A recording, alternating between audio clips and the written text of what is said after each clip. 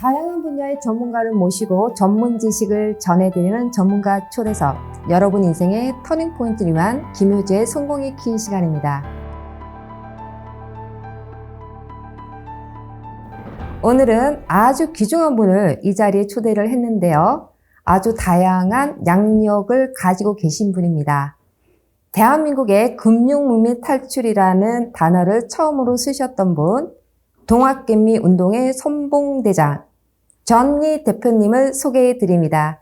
안녕하세요, 전리 대표님. 안녕하세요. 네, 반갑습니다. 네, 반갑습니다. 네, 미국에서 회계사님으로도 활동을 하셨고, 맞아요. 그리고 네. 펀드 매니저로 아주 유명하신 분이신데요. 대한민국에서 금융문맹 탈출이라는 단어를 처음으로 사용하셨는데, 금융문맹이라고 하신 이유에 대해서 여쭤봐도 될까요? 미국에서 한 35년 살다가 한국에 와서 이제 메리지 자산운용의 대표를 맡게 됐는데요. 한국에 가서 이런 일을 해야 되겠다, 저런 일을 해야 되겠다, 나름대로 계획이 있었는데 생각보다는 한국이 너무 심각한 상황이라고 생각을 했어요. 돈에 대한 교육이 전혀 안 돼 있었고, 네. 그 다음에 돈을 어떻게 일시키는지, 돈을 어떻게 투자해야 되는지, 직업을 왜 그 직업을 선택해야 되는지, 네. 그런 거에 대한 지식이 거의 없다고 그럴까요? 네. 그래서 심각하구나. 그래서 뭐 한국뿐만 아니라 이제 파이낸셜 리터러시라고 그러죠. 네. 금융 그 지식이 심각하게 낮구나. 네. 그래서 책도 쓰게 됐고 이제 금융 교육을 하게 됐죠. 아, 그만큼 네. 돈에 대한 교육을 하지 않으면 대한민국 미래는 없다. 네. 그런 생각을 하게 됐어요. 아, 그러셨군요. 네, 전리 대표님께서는 월가에서도 아주 네. 유명한 분이신 걸로 알고 있는데. 아니, 그건 아니고요. 예, 네, 월가에 진출하신 어떤 이유가 있으셨을까요? 사실은 굉장히 우연한 거였어요. 네. 그러니까 이제 회계사 네. 생활을 한 7년 동안 했는데 좀 다른 거 하고 싶은 생각이 있었어요. 네. 네. 같은 건물에 스커더 스티븐슨 클락이라는 회사가 있었어요. 네. 그 회사가 미국에서 자산운용사 최초의 회사였어요. 네. 제가 그 회사가 한국을 되게 좋아한다는 걸 알고 있었거든요. 네. 그리고 코리아 펀드라는 걸 운영하는 그런 회사였고, 그래서 관심이 굉장히 많았죠. 그래서 네. 그 점심시간에 그 회사를 찾아갔어요. 네. 그래서 여기서 일하고 싶다. 네. 근데 그 회사도 대단한 게 내가 그런 적극성이 있는 걸 또 알아줘갖고 굉장히 일이 순조롭게 돼서 네. 그 잡을 갖게 됐죠. 아. 그러니까 굉장히 흔하지 않은 케이스예요. 그러니까 회계사를 하다가 네. 점심시간에 거기 가갖고 네. 이렇게 일이 순조롭게 된 케이스죠. 아, 그렇게 되신 거군요. 네네네. 네. 아무래도 대표님께서는 그때부터도 어떤 금융이라는 네네. 그러한 분야에 있어서 어떤 열정이 남다르셨던 것 같은데요. 그렇죠. 이렇게 회계사에 있을 때도 이제 회계사가 되면 여러 분야가 있어요. 네. 근데 이제 고객들이 다 어떤 고객이었냐면 미국의 증권회사가 내 고객이었어요. 네. 그래서 자연스럽게 주식 이런 거에 뭐라 그럴까요? 노출이 많이 됐었죠. 아, 그렇게 되신 네, 경우였군요. 네. 아, 그래서 전리 대표님 하면은 우리 모든 국민들이 알고 있는 유명한 단어잖아요. 금융문맹 탈출. 네. 사실 그러한 내용을 보면서 제가 많은 거를 공부를 할 수 있었고 또 느낄 수가 있었는데요. 그리고 전리 대표님의 어떤 이력을 보니까 책도 엄청 많이 네, 내셨더라고요. 네네. 제가 이제 많이 쓰려고 했던 거는 이제 아이들을 위한 책. 돈에 대한 교육은 어렸을 때부터 해야 하거든요. 네, 네. 예. 네, 그러셨군요. 네네. 네. 만화로 된 것도 네, 맞아요, 좀 맞아요. 보고 했었어요. 네네. 네. 이렇게 전리 대표님께서 성공하시기까지의 그런 업적을 한 3분 정도만 짧게만 얘기해 주시겠어요? 성공이라기보다는 고맙죠.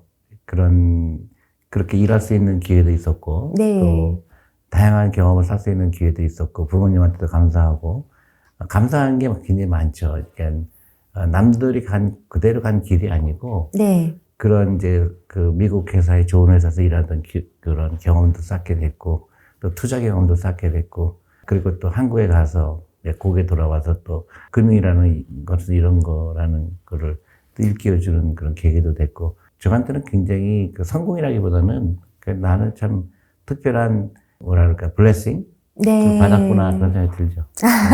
네, 또 네. 겸손하게 이렇게 말씀해 주셨습니다. 대표님께서 말씀하시는 부자란 무엇인가요? 부자는 그냥 저는 단순히 돈이 많고 적고가 아니라고 생각해요. 어떤 사람은 100억의 부자냐, 50억의 부자냐, 10억의 부자냐, 뭐 이런 그것보다는 그 돈으로부터의 독립이죠. 네, 네. 그러니까 돈이 나를 구속하지 못하게 하는 거죠. 돈이 네. 없으면 네. 돈으로부터 내가 그 자유롭지 못하잖아요. 네. 그러니까 그 보통 이제 영어로 financial independence라고 그러잖아요. 네, 네. 내가 인디펜던트 하냐, 내가 독립을 했느냐. 네. 그게 이제 부자죠. 네. 근데 대부분의 사람들이 부자라는 말에 굉장히 거부감을 느껴요. 네, 네. 왜 꼭 부자가 돼야 돼? 네. 인생은 부자가 아니라도 행복할 수 있잖아. 네. 아니면 돈이 전부가 아니잖아. 네. 가난해도 행복할 수 있어. 네. 끊임없이 우리는 돈에 대한 부정을 해요. 네. 그게 이제 몸에 배게 되고 그러다 보니까 돈을 제대로 이해하지 못하게 되죠. 네. 그래서 대한민국이 그래서 금융 문맹이라는 거는 그냥 일반 문맹 글을 네. 모르는 거는 불편하죠. 네. 그죠? 뭐 우리가 버스를 탈 때도 잘 못하게 되고 네. 글을 못 읽으니까 책도 못 읽게 되고 금융 문맹이 훨씬 더 무서워요. 네, 네. 금융 문맹은 생존을 불가능하게 해요. 네. 그래서 안타깝게도 한국이 극단적인 선택을 하는 비율이 세계에서 1등이잖아요. 아, 네. 그게 금융 문맹은 대가를 치른다고 굉장히 무서운 말이에요. 네. 그래서 개인의 삶도 피폐하게 하고 네. 그 친척들까지 그게 옮겨가게 되고 나중에는 국가를 쓰러뜨려요. 아, 네. 그래서 이 돈의 중요성, 그다음에 돈을 가르쳐 줘야 되고 돈을 일시켜야 돼요. 돈을 위해서 일하면 안 되죠. 돈이 나를 위해서 일해야 되죠. 네, 맞습니다. 네, 그거를 이해하는 게 이제 금융 문명에서 탈출하는 거죠. 아, 네. 금융 문명의 탈출이 음. 결론적으로는 경제적 자유를 의미하고 있다는 말씀을 해주셨는데요. 사실 우리가 돈은 우리 인생의 전체는 아니지만 또 돈이 없으면 우리가 또 그렇죠. 불편할 수 있는 부분이 가장 많은 거죠. 중요한 것 중에 하나가 돈 그리고 그 건강이겠죠. 네. 근데 우리는 두 가지를 얘기하는 거를 굉장히 두려워해요. 네. 저도 마찬가지인데 이제 건강진단 받으러 가면 두렵잖아요. 네. 혹시 또 뭐 이상이 발견되는 게 아닌가. 네, 맞아요. 근데 돈도 마찬가지로 돈에 대한 얘기하는 걸 두려워하죠. 네. 근데 우리는 돈에 대해서 얘기를 해야 돼요, 지금부터는. 아, 네, 알겠습니다.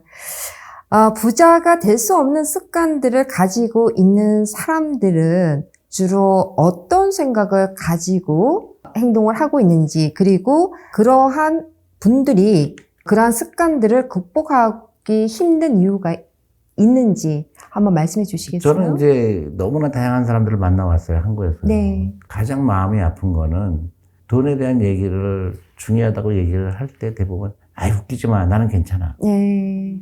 나는 괜찮아 그렇게 네, 얘기를 해요. 네. 그리고 특히 젊은 사람들 네. 쓸데없는 거 할 필요 없어. 그러니까 알려고 하지조차도 않는 그게 깊은 그 돈에 대한 잘못된 인식이 가장 그렇고요. 한국에서 이제 금융 문맹인 그런 현상들이 많죠. 네. 아, 저 사람들은 금융 문맹의 가능성이 크구나 하는 거는 이제 습관이잖아요. 네. 그러니까 제가 그 한국에 있는 사람들이 가장 듣기 싫어하는 말들을 제가 하거든요. 예를 들어서 사교육비 쓰지 말아라. 네. 근데 그게 사교육비를 왜 쓰느냐?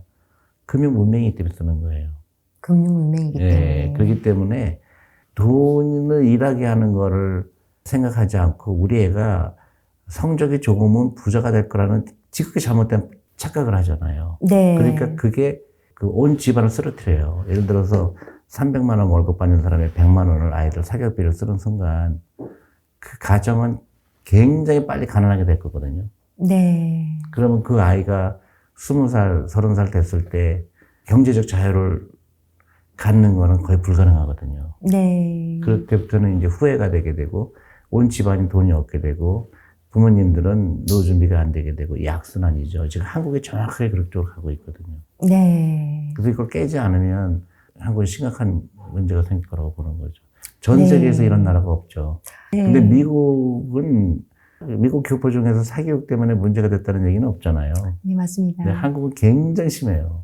그러면은 그렇게 부자가 되지 못한 사람들에게 굳이 우리가 조언을 할 수 있다면 전니 대표님께서 어떤 조언을 해주실까요? 그러니까 이제 끊임없이 제가 이제 이걸 어떻게 바꿀까 그래서 제가 한국에서 회사를 차렸어요. 존리의 부자학교라는 회사를 차렸어요. 네, 그건 네. 이제 그 라이프 스타일에 대한 교육이죠. 금융 교육. 네. 그리고 아이들 교육. 네. 그래서 아이들 어렸을 때부터 투자 클럽을 만들고 네. 주식에 투자해보고 그 용돈을 아껴서 그 투자하고 그 다음에 그 부모님을 설득해서 사교육비 쓰는 돈으로 그 투자를 해보고 그런 문화를 만들려고 해요. 네. 처음에 쉽지 않겠지만 또 반대로 굉장히 호응도가 높아요. 네, 그럴 것 같아요. 네, 그래서 사람들이 이건 아니구나. 그래서 깨달은 분들이 많이 생겨서 너무 네. 다행이죠.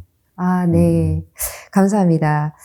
대표님께서 일단 경제적 자유에 대해서 말씀을 해주셨는데요. 우리가 경제적 자유를 위해서는 근로소득만 가지고 경제적 자유를 누리기에는 상당히 힘들 수 있다. 이렇게 볼 수가 있는데요.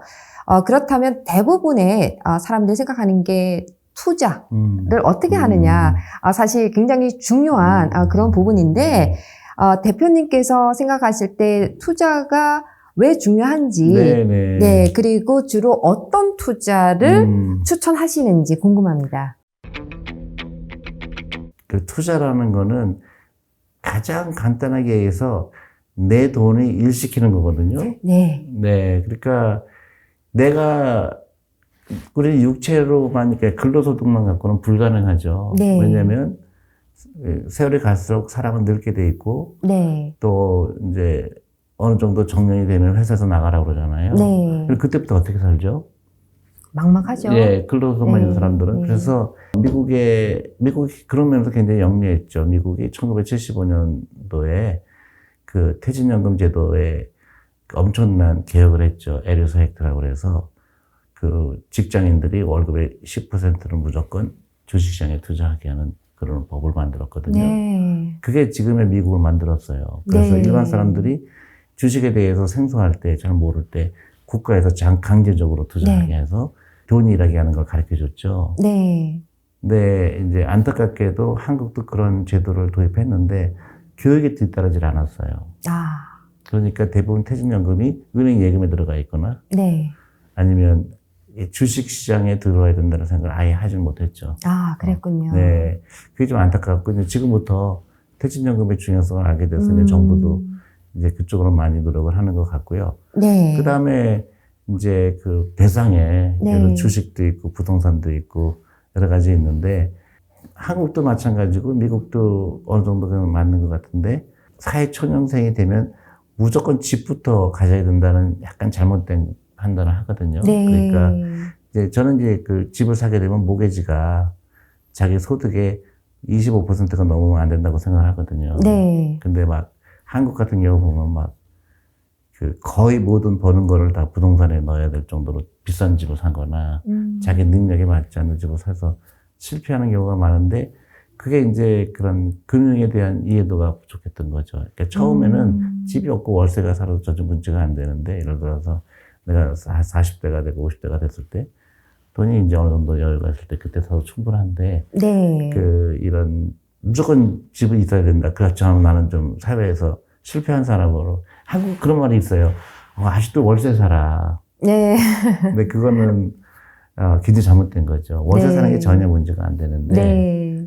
그게 이제 하나의 또 금융에 대한 교육을 잘 받지 못해서 그런 거라고 생각을 하는데요. 네. 최근에 제가 넷플릭스 영화를 보는데 How to Get Rich라는 프로그램이 있어요. 네. 꼭 보세요. 너무 네. 재밌어요. 미국 사람들한테 그 금융에 대한 걸 가르쳐주는 프로그램, 돈에 대한 프로그램인데 네. 너무 신기하게 내가 그동안 한국에서 하던 말을 그 미국 사람이 하는 거예요. 그래서 네. 너무 이거 한국 사람들도 이거 봐야 되겠다. 네. 우리 교포들도 꼭 봐야 되겠다 생각한 거죠. 그런 거군요. 네, 네. 네. 그렇다면은 부자들의 일상생활은 실제 일반 사람들하고 어떤 부분이 좀 다르다고 생각하세요? 저는 부자들을 너무 많이 만났죠. 미국뿐만 아니라 그 유럽도 많이 갔죠. 네. 그래서 투자 유치를 하러 갔는데 첫 번째 내가 느낀 거는 긍정적인 사고가 굉장히 많아요. 그 사람들이 갖고 있는 시계라든가 그 사람이 갖고 있는 그런 옷이라든가 그런 것 때문에 이 사람들이 부자라고 보여지지가 않아요. 100불이면 사는 시계를 네, 갖고 네. 있다든가, 바지도 뭐, 옷도 그렇게 비싼 거 아니고. 근데 네. 한국도 마찬가지로 부자들은 네. 보면 즐거워요, 말하는 게. 그리고 이런, 네거티브한 말들이 별로 안 해요. 예를 들어서 제가 주식에 투자하지 않으면 지금부터 하셔야 됩니다. 그러면 어떤 사람은, 그동안 나는 주식하면 안 되는 줄 알았는데 좀 가르쳐 주세요. 네. 그런 긍정적인 사람이 있는 반면에 또 어떤 사람은 아예 닫아버려요. 그러니까, 네. 웃기지 마세요. 지금 뭐, 우리 옆집은 다 주식하다 망했는데. 네. 그런 걸 보면서, 이 사람은 부자 되기 쉽지 않겠구나. 그런 거, 그렇죠. 그 다음에 실천하려고 하는 의지가 굉장히 중요하죠. 네. 제가 처음에 미국에서 부동산 할 때는요, 부동산 투자를 많이 했었거든요. 네. 물론 이제 주식의 대부분이었지만, 그 당시에 내가 처음 집을 산 때가 91년인가 2년이에요. 지금은 엄청나게 발달했죠. 뉴저지의 엣지워러라는 데였는데, 부동산이 너무너무 침체가 돼서, 네. 큰 사인이 있었어요. Buying is cheaper than renting이라고 써 있었어요. 렌트를 살면 그 당시 한 2,500불에서 3,000불, 뭐 3,500불 이랬어요. 2,500불이면 집을 사는 거예요. 네. 근데 내가 첫 집이 엣지워러라는 회사의 인디펜던스 하버라는 컴플렉스였는데, 강 위에다 집을 졌어요. 맨하탄 전경이 밤에 보면 그림에 사는 것 같은데 네. 너무 싼 거예요. 네. 그래서 그때 처음 집을 샀죠. 그러셨군요. 네, 그래서 그 근처에 비슷한 집들을 여러 개 샀어요. 수익률은 너무너무 좋았죠. 왜냐면 레버리지를 했는데 네. 그 당시 내가 이제 미국의 이자율이 높을 때니까 나름대로 계산한 툴은 뭐 복잡하게 생각하지 않았어요. 한 달 월세가 집값의 1%냐 아니냐의 여부였어요. 그러셨군요. 네. 그러니까, 내 기준에 들어오는 집이 너무 많은 거예요. 네. 근데 완전히 부동산이 폭락했을 때니까. 네네. 2008년에 가면서 제가 그거 다 팔았죠. 또, 왜냐하면, 네. 그때 제가 처음 집을 살 때, 은행에서 나한테 조사를 할 때 보면 한 달 이상 걸렸어요. 네. 은행에서 저 철저하게 봤는데 2006년 7년 가면서 노닥이라고 그래서 노 다큐멘테이션이었잖아요. 네. 은행에서 막 빌려주는 거예요. 네. 버블이 이걸 시작했구나 그런 생각을 다 팔았죠. 그래서 시장을 금방 또 읽을 수 있었고 서프라랜더 붕괴 전에 또 매각을 그렇죠. 하셨군요. 그렇죠. 네. 네. 부자가 되기 위해서 그렇다면 갖추어야 될 어떤 기질이나 어떤 능력이 있을까요? 일단 소비를 투자로 바꿔라. 소비를 투자로. 네. 이제 사람들 저런 극단적이라고 얘기를 해요. 네. 근데 극단적이 아니면 부자가 못 됩니다. 여행 가고 싶은 거 다 가고, 네. 쇼핑할 거 다 쇼핑하고, 네. 먹고 싶은 거 마음대로 먹고, 네. 월급이 뭐 몇백만 불이다 그러면, 몇십만 불이다 그러면 다르지만은 대부분의 사람이 그렇지 않은데도 내일 꼭 죽을 것처럼 쓰는 사람이 많아요. 그러다 보니까 세이빙을 안 하고, 네. 또 투자를 안 하게 되고, 또 투자를 하더라도 두려워해요. 이게 잘못되면 어떨까. 네. 근데 돈을 막 쓰면서도 그건 또 두려워하질 않아요. 네.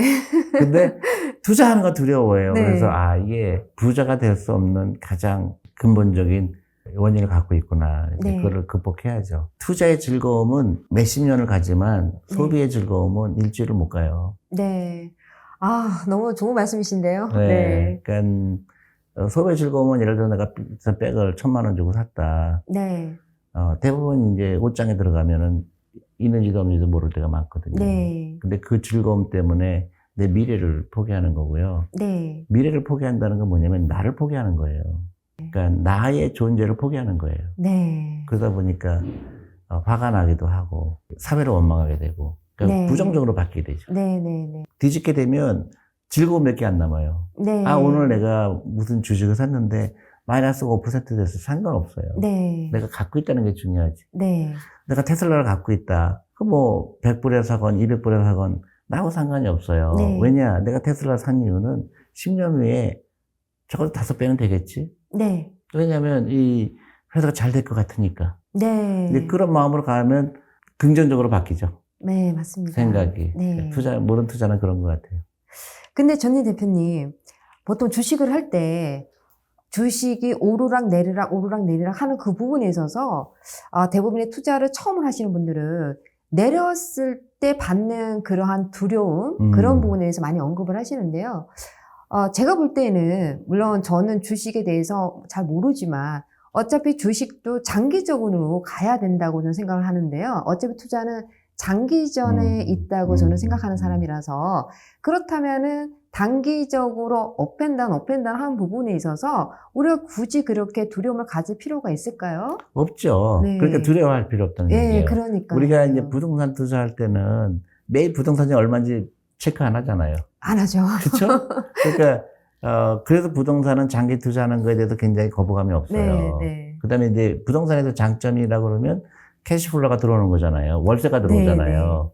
두려움이 좀 덜하죠, 주식보다. 그렇죠. 주식은 이제 가격이 변하는 거니까 주식은 타이밍을 맞춰야 된다는 생각을 잘못하게 되죠. 네. 주식도 부동산 투자하는 것처럼 장기적으로. 네. 제가 이번에 작년 겨울에 미국을 오래간만에 갔어요. 이제 코로나 끝나고요. 네. 그래서 제가 아시는 분이 한 분이 그 고등학교 교사님이세요. 네. 아시다시피 미국의 고등학교 교사님들은 월급이 그렇게 많지 않죠. 네. 대부분 연금이 나오니까 네. 그걸로 살아가시는데 평생을 이제 돈을 아끼고 사신 분이에요. 네. 갑자기 그 친척들을 다 불러서 이번에 해외여행 가는 거는 내가 돈을 대겠다. 다 깜짝 놀랐죠. 네. 저분은 교사만 하셨는데 어떻게 저렇게 경제적 여유가 있을까. 근데 이분이 20년 전에 네. 2만 불을 가지고 애플 주식을 샀대요. 네. 그리고 잊어버렸어요. 네. 은퇴하고 나서 그걸 보니까 뭐 몇백만 불이 된다. 와, 엄청나네요. 네. 그게 제가 사람들한테 얘기하는 거예요. 그게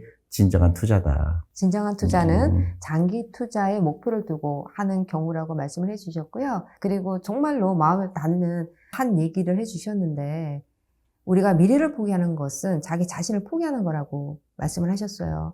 사실 우리 젊은 분들 같은 경우에는 어떤 부자의 개념을 얘기할 때 주로 투자, 소비 이런 단어에 있어서도 별로 생각을 안 하고 생각하는 경우가 많은데 오늘 또 존니 대표님께서 사실 소비냐 투자냐 그 차이점을 명백하게 말씀해 주셔서 그럼요. 네, 네. 정말 우리가 다시 한 번 더 그런 부분에 생각을 해보고 우리가 투자를 시작하면서 경제적 자유를 꿈꾸고 그리고 미래를 설계하는 것이 곧 나 자신을 위한 길이라고 말씀을 해주셨습니다. 그래서 제가 한 가지 네. 덧붙이면 단순히 노후 준비라는 것도 굉장히 중요한데요. 다시 생각하면 내가 노후 준비 안 됐다는 얘기는 나를 굉장히 불성실하게 대했다는 것도 나에 대한 책임이거든요.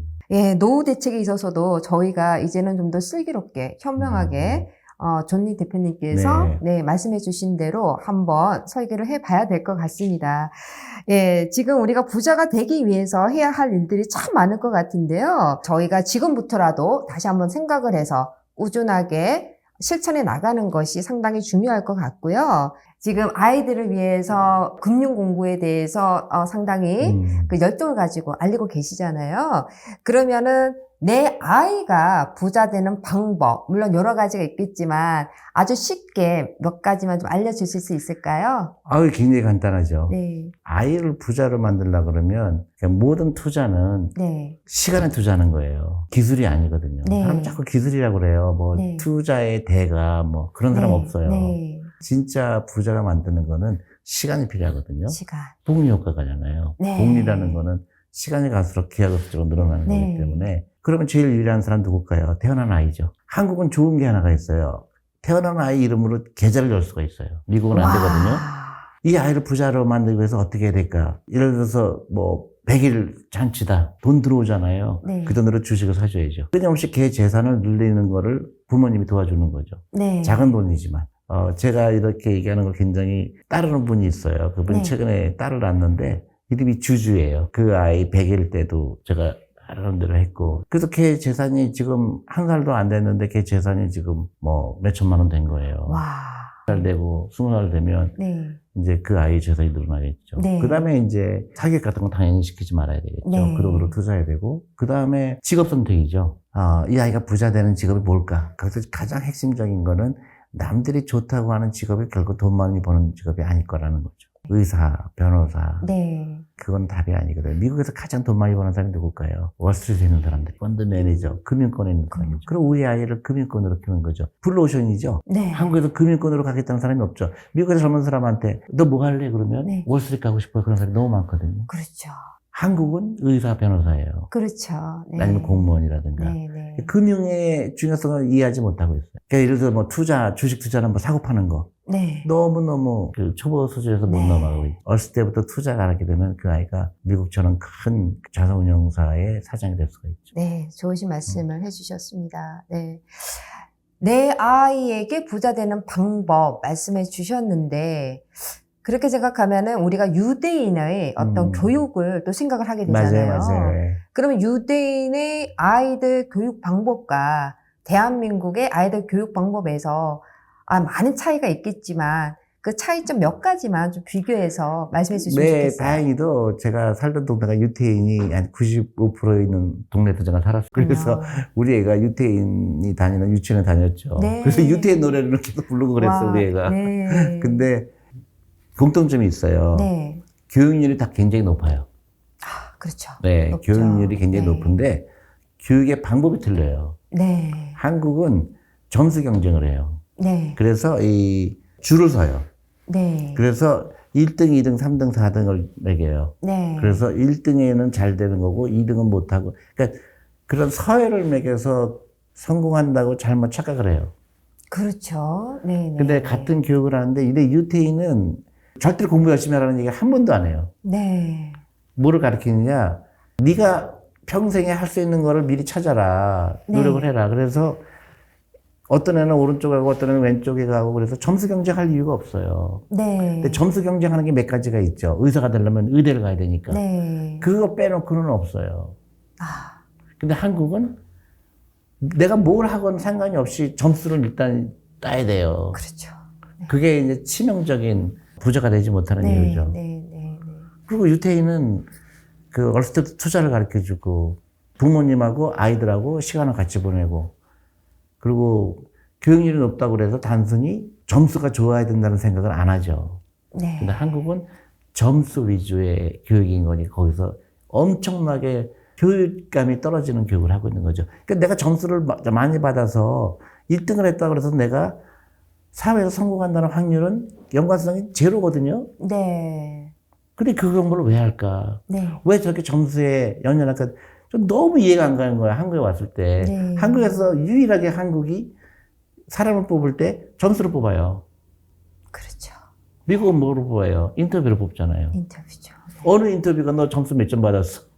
너 SAT 몇 점 받았어? 안 하잖아요. 네. 중요하지 않기 때문에 그래요. 네. 한국은 그게 중요해요. 목숨을 걸어요. 그렇죠. 네. 그게 이제 저는 이제 교육 개혁이 필요하다는 것 같아요. 네. 다 탤런트가 다른데 왜 점수에 사람을 평가하려고 그럴까? 근데 왜 변별력이 있어야 된다고 생각할까? 왜 사람을 비교하려고 그럴까? 한국은 끊임없이 비교해요. 네네네. 네가 잘났냐? 내가 잘났냐? 네 영어 점수 몇 점이냐? 내 점수 몇 점이냐? 네. 넌 수학 점수가 몇 점이냐?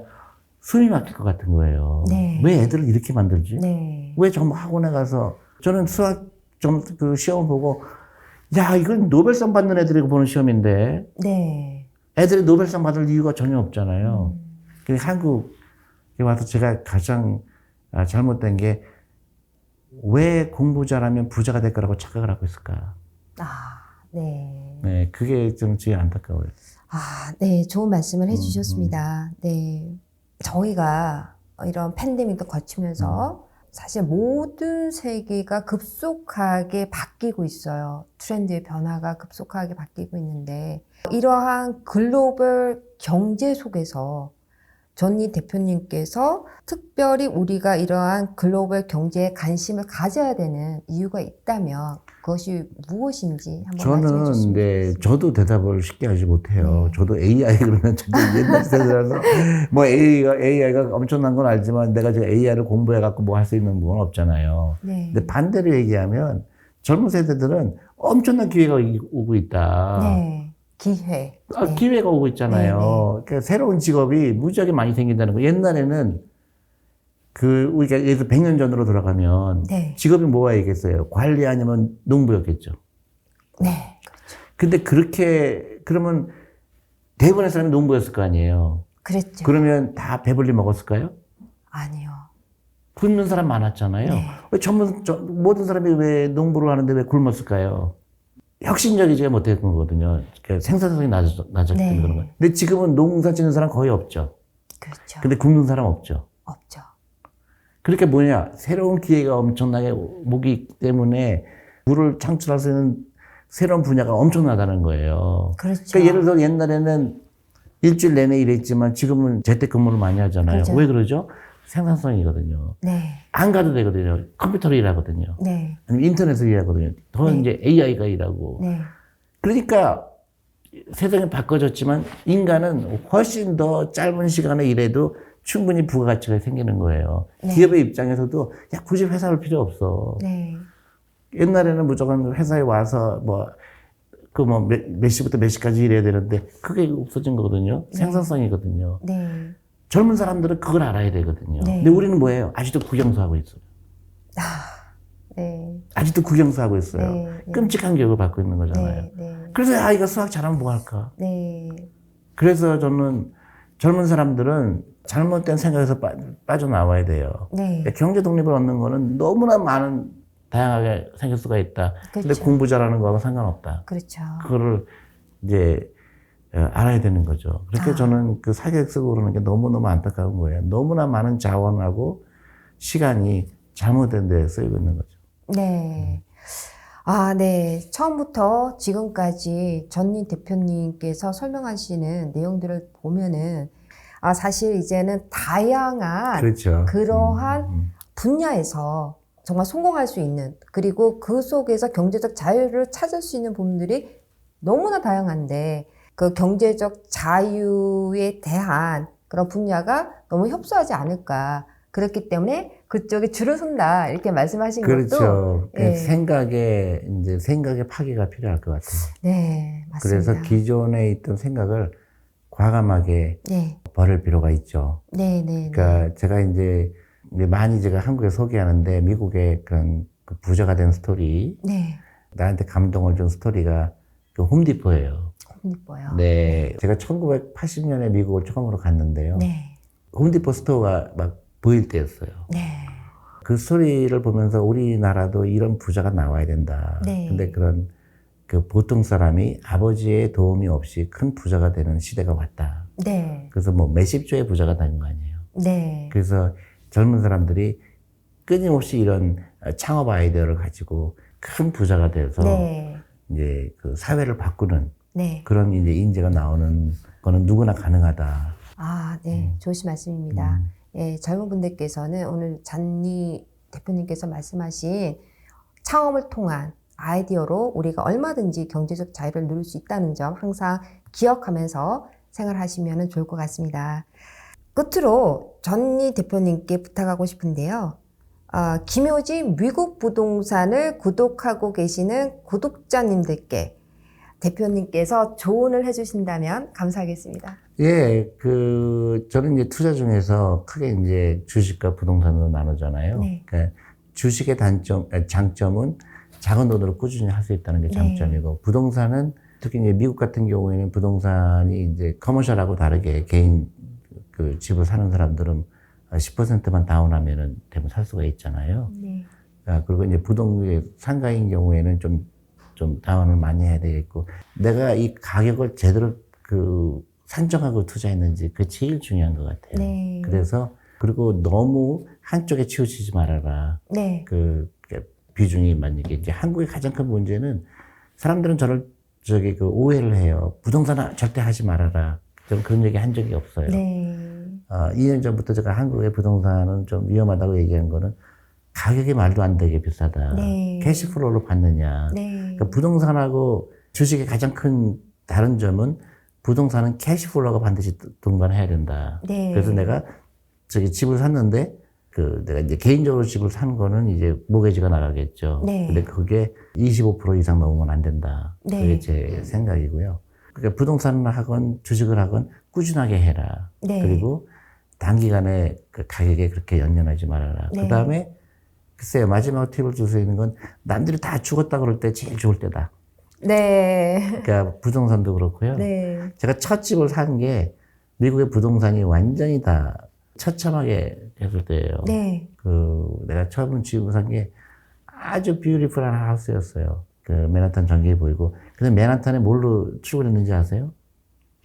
배 타고 출근했어요. 페리. 배 타고. 네. 와. 그때 이제 차를 타고 가면 한 1시간 걸렸어요. 네, 트래픽 때문에. 네. 근데 배를 타고 한 4분 걸렸어요. 와. 그래서 대단하네요. 저는 신혼을 그냥 꿈처럼 지났어요. 네. 너무너무 좋은 환경에서. 네. 근데 그 부동산을 개발한 사람이 저도 개인적으로 만나봤는데요. 트럭 운전사였어요. 트럭 운전사. 예, 근데 그 미래를 본 거예요. 네. 그때 거기가 이제 뉴저지에 뭐였냐면 거기 옛날에 자동차 GM 정비하던 데였어요. 네. 그러니까 어떻게 돼요? 땅이 다 오염됐죠. 네. 기름 때문에. 네. 그래서 개발이 안 된 거예요. 네. 근데 이제 기술이 발달하잖아요. 네. 그러니까 오염을 처리하는 가격이 확 떨어지잖아요. 네. 지금 거기 엣지오로에 가보면 천지개벽이죠. 네. 그러니까 내가 처음에 맞습니다. 집을 샀던 거는 지금 한 7배 올랐죠. 네, 엄청 올랐죠. 네. 이제 그런 식인 거예요. 네. 그러니까 미래를 보고 하고, 그 다음에 그런 비전이 있는 거죠. 네. 그리고 두려움이 없는 거죠. 이걸 잘못되면 어떻게 될까? 그런 두려움이 있으면 아무것도 못해요. 네. 당장 시작해라. 네. 그 다음에 라이프 스타일이 내가 가난한 라이프, 자기를 다 짜져보는 거죠. 내가 가난한 게 이거였구나. 네. 워런 버핏이 뭐라고 그랬냐면요. 태어날 때 가난하게 태어나는 거는 당신 잘못이 아니지만, 네. 죽을 때 가난한 거는 네 잘못이다. 이렇게 얘기했어요. 네. 그러니까 그만큼 누구나 부자가 될 수 있다는 얘기예요. 네. 생각만 바꾸면. 네. 좋으신 말씀을 해주셨습니다. 사실 오늘은 우리 존님 대표님을 통해서 부자라고 하는 그 키워드를 통해서 여러분들과 귀중한 시간 함께 하고 싶었는데요. 오늘 존님 대표님께서 아주 주옥 같은 그러한 말씀을 많이 해 주셨습니다. 네. 마지막으로 질문을 한번 하고 싶은데요. 존님 대표님께요. 네. 존님 대표님에게 성공이란 무엇일까요? 성공한 사람들한테 당신이 어떻게 성공했냐 그러면 다 굉장히 주저할 거예요. 그러니까 성공이라는 거는 다 사람마다 틀리기 때문에. 네. 그러니까 어떤 사람은 경제적 자유를 얻는 거 성공이라고 할 수 있고, 아니면 진짜 화목한 패밀리를 이룬 거 성공이라고 할 수도 있고. 네. 다양하죠. 근데 제가 생각하는 성공은 당신이 생각하는 대로 정말로 흔들림 없이 했느냐. 그게 이제 결과는 다르게 나올 수가 있지만. 네. 그게 행복이 아닌가 싶어요. 그러니까 성공이 아닌가 싶어요. 네. 그러니까 대부분 불만 있는 사람들은 대부분 그때 이렇게 하려고 그랬는데 네. 그죠? 그때 했었어야 되는데 후회가 많은 거는 성공하지 않은 거라고 생각하고요. 네. 최선을 다했는데 좀 잘못될 수는 있겠지만 네. 성공한 삶이라고 생각이 들어요. 그러니까 네. 남들이 하는 대로 그냥 따라갈 사람은 성공하기 쉽지 않겠다 생각하는 거죠. 네. 남들하고 항상 반대로 가야 돼요. 네, 반대로 가야 된다. 네.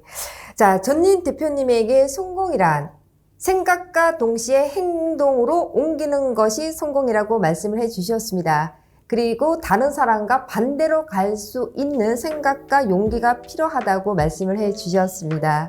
자, 존님 대표님과 함께 부자에 대해서, 성공에 대해서 오늘 얘기를 나눠보았는데요. 존님 대표님과 함께 대한민국의 금융을 위하여 새로운 10년을 기대합니다. 지금까지 여러분 인생의 성공의 길을 전해드리는 김여지였습니다. 감사합니다. 미국 주류 사회에서 공인하는 미국 부동산 전문가 김효지 대표의 첫 저서 미국 부동산이 답이다.